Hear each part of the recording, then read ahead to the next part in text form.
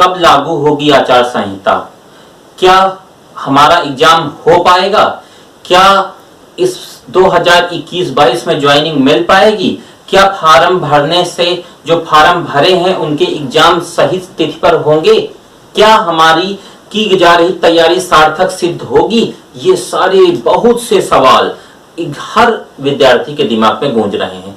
इन्हीं सवालों का जवाब देने के लिए आज मैं उपस्थित हुआ हूं। कोई कह रहा है दिसंबर में लागू हो जाएगी, कोई कह रहा है जनवरी में लागू हो जाएगी, कोई कह रहा है फरवरी में लागू हो जाएगी। हर बहाना बनाने वाला अभ्यर्थी जिसके मस्तिष्क में कहीं ना कहीं या समाज में कहीं ना कहीं ऐसा व्याप्त है आचार संहिता लागू हो जाएगी, आचार संहिता लागू हो जाएगी, और इसको देखते हुए अभ्यर्थी एकदम ढीला पड़ा हुआ है। उसे ये मालूम है कि सरकार तो आचार संहिता लागू कर देगी और मेरा पेपर नहीं होगा। आचार संहिता लागू हो जाएगी, मुझे हो जाएगी, मेरा परीक्षा नहीं होगी। कब लागू होगी आचार संहिता? क्या रहेगी सरकार की रणनीति? क्या निर्वाचन आयोग की गाइडलाइन है? कैसे भर्तियां सरकार कराएगी, कैसे एग्जाम कराएगी? ये सारी भ्रांतियां मैं दूर करने के लिए आया हुआ हूं। पहली तो एक पूरी बात, एक कॉन्सेप्ट आप ये समझ लो, सरकार आचार संहिता लागू करती है, सही है, लेकिन इसमें मुख्य उत्तरदायित्व जो होता है वो स्वायत्त संस्था मानी जाने वाली निर्वाचन आयोग का होता है। अब 1 नवंबर सन 2021 से लेकर के 30 नवंबर सन 2021 के बीच समस्त वोटर लिस्ट का, सारे मतदाताओं का पुनरीक्षण होना था और नए मतदाताओं को जोड़ा जाना था। वो कार्य हो चुका हो या हो रहा होगा, वैसे मेरा मानना है हो चुका है। दूसरा, 20 दिसंबर तक सरकार को मतदाता सूची अपनी तैयार करनी थी, जिसका प्रकाशन 5 जनवरी सन 2022 को किया जाना था, किया जाना है। 5 जनवरी सन 2022 को किया जाना है। अभी आचार संहिता नहीं लागू हो रही है। फिर इसके बाद 20 दिसंबर सन 2021 के बाद सरकार, निर्वाचन आयोग स्वतंत्र है, किसी भी समय वो लागू कर सकता है आचार संहिता। लेकिन अब समझने वाली बात यह है, किसी भी समय आचार संहिता लागू कर सकता है? नहीं। होगा ये कि 14 मई सन 2022 को सरकार का कार्यकाल पूरा होगा उत्तर प्रदेश में। उत्तर प्रदेश में 14 मई सन 2022 को कार्यकाल पूरा होगा और उसके 2 महीना पहले चुनाव करवा लेना है। मतलब 14 मई से मोटा मोटा अगर देखें तो 14 मई से बैक आते हैं 14 अप्रैल और 14 अप्रैल से बैक आते हैं 14 मार्च में। यही मार्च के आसपास चुनाव कराने, और चुनाव आप जानते हैं उत्तर प्रदेश एक बड़ा राज्य है, एक दिन में चुनाव नहीं होगा। उत्तर प्रदेश के साथ साथ और कौन सा ऐसा राज्य है जहां चुनाव होना है? तो गोवा होगा, मणिपुर होगा, गोवा होगा, मणिपुर होगा, उत्तराखंड होगा और एक आपका राज्य है पंजाब, यहां होगा। कितने राज्य हो गए? 4। उत्तराखंड, गोवा, मणिपुर और पंजाब, इन 4 राज्यों में और चुनाव होना। मतलब कितने राज्यों में होना है? 5 राज्यों में, जिसका प्रकाशन तो पुनरीक्षण का कार्य केवल उत्तर प्रदेश में ही नहीं चला, वो गोवा में भी चला है, वो मणिपुर में भी चला है, वो पंजाब में भी चला है, उत्तराखंड में भी चला है। इसका मतलब है सभी जगहों पे परीक्षाएं हो रही हैं और परीक्षा, भर्ती, ये सारा काम विभाग का होता है। जैसे निर्वाचन आयोग एक विभाग और संस्था है, वैसे ही सरकार का पार्ट आयोग भी होता है। यूपीपीएससी है, यूपीएससी है, ये भी सरकार के भाग हैं।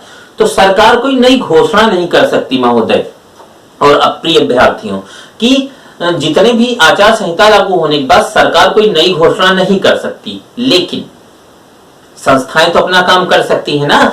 तो संस्थाएं अपना काम बखूबी करेंगी, उसके लिए नहीं परेशान हो। आप अपनी तैयारी को जारी रखें, क्योंकि ज्वाइनिंग लेना आपके हाथ में है, ज्वाइनिंग देना आपके हाथ में नहीं है। सैलरी लेना आपके हाथ में, सैलरी देना आपके में नहीं है।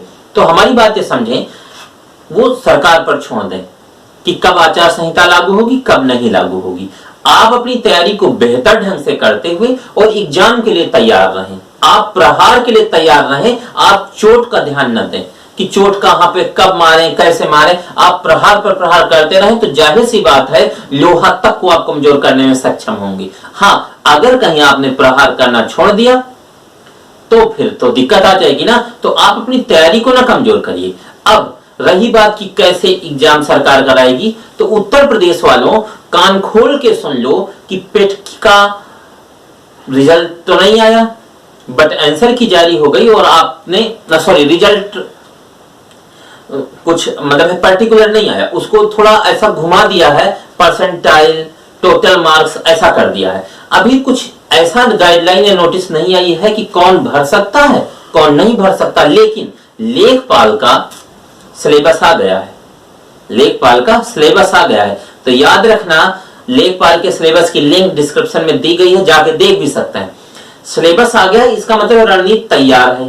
हो ये भी सकता है कि फॉर्म भरवा लिए जाएं चुनाव कर के पहले ही और परीक्षा बाद में हो ये भी सकता है परीक्षा पहले हो जाए, परिणाम चुनाव के बाद आए। देखिए कुछ भी हो सकता है ना, श्योर करें कि अच्छा तो भी कोई बात नहीं, फिर चलो ठीक है, अपना घर में अपना सोते हैं और वेब सीरीज देखते हैं और मूवी देखते हैं हॉलीवुड की बॉलीवुड की, ऐसा वेरी गुड है, मनोरंजन आप करते रहें। बट ये याद रखें, भली भांति तरीके से तैयारी आपकी मजबूत होनी चाहिए। आचार संहिता के चक्कर में या इसके मतभेद में आप अपनी तैयारी को नहीं धर-धर करें। हमने कई बच्चों के साथ ये देखा कि वो क्या है, किसी दूसरी की अनुश्रुति सुन करके बाद ये डिसीजन ले लिए कि आचार संहिता जनवरी में लागू हो जाएगी।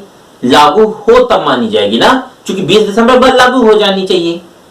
लेकिन 5 राज्यों में चुनाव होने हैं ना, उत्तर प्रदेश के साथ साथ गोवा है, मणिपुर है, उत्तराखंड है और पंजाब है, इन 5 राज्यों में होने हैं। पुनरीक्षण करने के बाद 5 तारीख को 5 जनवरी सन 2022 को प्रकाशित करेगा चुनाव आयोग कि हमारे मतदाता हैं।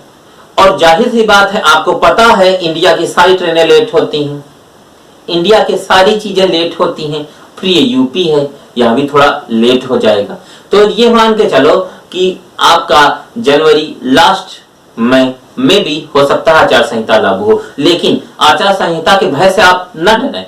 आपसे आचार संहिता से क्या मतलब, आप तो खुद सिस्टम में जाना चाहते हैं, आप तो खुद सरकार का एक अंग बनना चाहते हैं। और फिर हमारा देश तो चुनाव का देश है, यहाँ चुनाव उत्सव की तरह मनाए जाते हैं।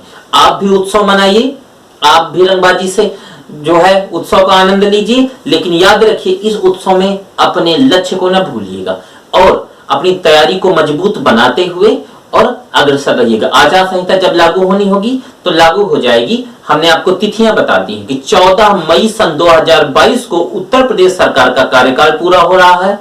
उसके 2 महीना पहले चुनाव करा लेना चाहिए, लेकिन हो सकता है 1.5 महीना पहले निर्वाचन आयोग कराए, तो ये तो निर्वाचन आयोग के हाथ में है। ठीक है, तो इसी के साथ आप सभी का दिन शुभ हो। Best of luck.